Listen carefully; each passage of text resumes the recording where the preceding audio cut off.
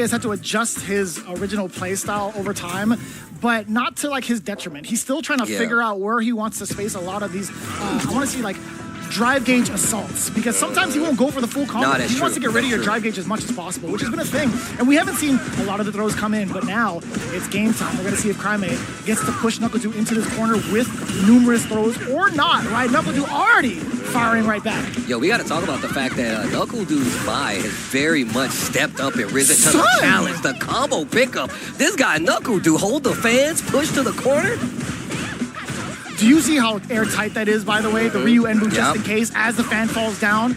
I'm telling you, man, NuckleDu is different. CRAIME. Okay, wake up. OD uppercut to alleviate the pressure. NuckleDu still fighting in his corner. CRAIME looking kind of scary. Life not looking too good. He is in that critical area. Oh, falls on the fireball. Needs to be careful. Oh, yeah, you can't play this fireball game this freely when he gets the power up. Oh, and nice check. Just a little mini shimmy, travel side shimmy there for NuckleDu to take that first round. Put that in the above cap, I'll tell you what. CRAIME actually had an opportunity to anti-air, and even NuckleDu was kind of like, all right, we'll get away with that one. Feels like he's really trying to lock him down and really kind of expend some of that drive bar, but NuckleDu plays around it pretty well. Oh, drive rush. What a time to contest, too. It was way too far for an actual button. I feel like so NuckleDu throwing in a 4-framer was real smart. Level 1. Okay, gets the power up. Back roundhouse. Dear Lord Almighty, the drive gauge. Oh, sure. Oh, look at the bicep. Oh, Jesus. Tasty Steve version? Yo, get up. What's wrong? Get up. Down below. This is where CRAIME wants to live, right? He's got permanent residency while you're out on vacation with that burnout. And spends the rest of his to make sure you're burnt out. Look at the little dry over there. My round for round. CRAIME getting one on the board instantly. Okay, I like this, but I'm glad you pointed out that CRAIME definitely likes to put you in a position where you're thinking about burnout and how to fight around it. What a pickup for NuckleDu. NuckleDu is looking on fire, man. He said a rough couple of losses, huh? Let's try to fix that today. Not for me, not anymore. CRAIME, on the other hand, he still got something to say.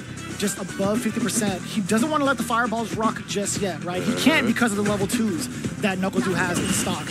That's going to go 3-4 to the screen, just like that! To make it clash and still not fast enough. CRAIME sees it coming a mile away, fights back to the middle of the screen, spins a little bit of drive, and tries to get that throw for positioning. Jump back roundhouse from NuckleDu. I love that, too. The whole exchange between the two. The space trap with the fireball. NuckleDu still not disturbed by spending that level 2. The perfect parry against the Fierce. That's been a main tool set for CRAIME. Okay. In the corner, Precious looking in danger of burnout, but the parry saves him a little time. Gets the forward throw. This next interaction could be the end of the first game. CRAIME needs to do something. He has 2 bars, working on 3. We've seen the cash out before. The next hit could do it. Puts himself in burnout. Backdash. He knows he could have did something on wake up and makes him spin himself. CRAIME in trouble. NuckleDu taking the first game. My man was trying to be a nuisance. He's like, I'm going to set you up for chip by some of these fans, so I'm going to backdash. CRAIME noticed it immediately and was like, yo, I got to catch this dude. I got to get him quick. And then with the low forward hit, CRAIME immediately rolled his eyes and went, man, are you kidding me? But we got to talk about NuckleDu, like having the witnessing and being like, you know what, I'm not going to overextend. I'm not going to try to push the corner. I know burnout is there. Instantly use the drive reversal to keep the corner positioning, make CRAIME second guess a couple of his options coming out of the corner. And that's exactly how it played out. NuckleDu showing you that elevated fighting game mind. My man's been here. I think Jack would call that W glaze for sure. I don't know what that means either, but I think contextually I use it right. Somebody let us know. Let us know right now. Let Jeremy know specifically. No. Let Rob know. Let Rob know. I'm all right without it, to be honest. He's the host. Point it all to Rob. Yeah, it's just everything, bro. Any single like nuance you could throw at him, just be like, yeah, give it to Rob, man. He's the host. Yo, both teams, the bench is standing up. They know this means something. First match of the day underway. NuckleDu taking it first game, the solar plexus. And so early on with the ODDP from NuckleDu. He's been actually on point with a lot of these so far. I mean, that's that guile play coming in, right? He knows when to, bust out a flash kick. This time it's just an uppercut. Mai, of course, having one of these options followed by the fan just really keeps you in check. CRAIME doing a great job of navigating it all, though. Oh, the space trap. Totally fine with CRAIME. He's still pushing the agenda. I like that! NuckleDu jumping between the strings so he gets the air reset, completely avoiding the Hashogeki. Yo, we've seen this a couple of days where in the corner, NuckleDu will up back just in case you drop it, and then that way he can punish whatever move you did on recovery, especially if you're trying to set him up for something like a DI in the corner. Not needed. That fierce hit the back of her head. It clipped the ponytail. Right, knocked the ponytail holder loose. That was so far, by the way. I thought he was going to go under it. Same. Game 2, round 1. Ooh. Ooh. NuckleDu dang. Okay, just a little crouching jab. CRAIME not spinning too big, especially after the wake up in the corner. Gets the Tatsu now. Assaulting the drive gauge yet again is CRAIME. Walking up in the ranges. I love that they're actually like fitting in like these perfect parries. They're not committing wholly to offense or defense. They're mixing it up, especially in the fireball war like this. You gotta hold all of that. Drive rush on in there, CRAIME. Now he's at the deficit, by the way. I don't know if he's gonna throw out more of those donkey kicks just yet. It's been very difficult for him to utilize it. I mean, look at the space that he's controlling. NuckleDu walking into that space stand, medium kick, as well as just throwing fans. So he's definitely second guessing. That's why I was surprised about the solar plexus. Nothing big out of it. Both of them. Look at the drive deficit on both sides. They trade. NuckleDu first to put himself in burnout, but he knows he's got the corner positioning. Wake up raw DI.